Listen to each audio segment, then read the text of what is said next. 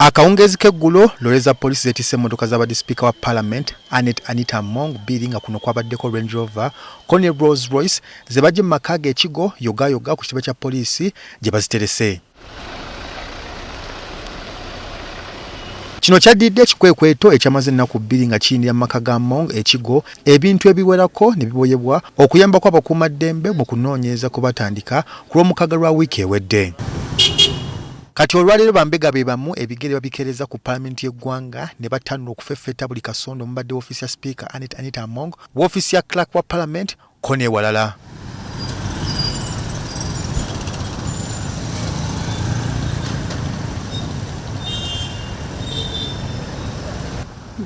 Bano batambudde n'abasirikale ababadde ne kamera okukwata obutambi bwa buli kye bazudde mu Parliament nga bano balondodde ensonga eno okuviira ddala ebweru wa Parliament. Nga bayingidde munda basookedde ku mwaliro ogwokutaano okutuula Speaker bayingidde butereevu okutandika okufuukuula kyokka bannamawulire tebabaganyizza kubagoberera.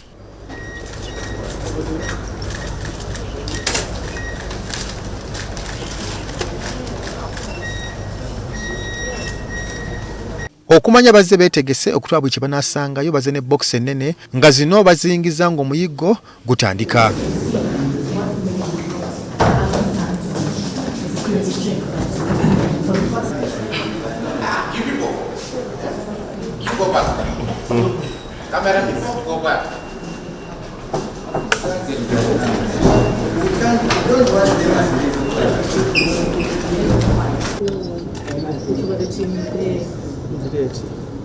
Eri mu parking eyamwe.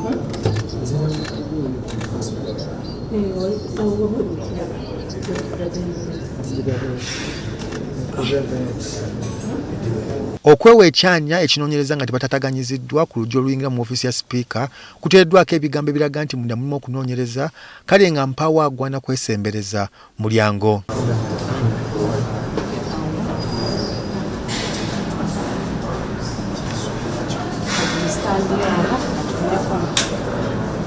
Mu Parliament waliwo ababaka be tusanzeeyo kyokka nga ku bonna mpaawo yeetantala kwogerako naffe. No. Morning. Welcome. Yeah, I'm on my other business. Yeah, I'm not on my agenda. Wetuviidde ng'ekikwekweto kikyagenda mu maaso. Raymond Tamale, NTV Akawungezi.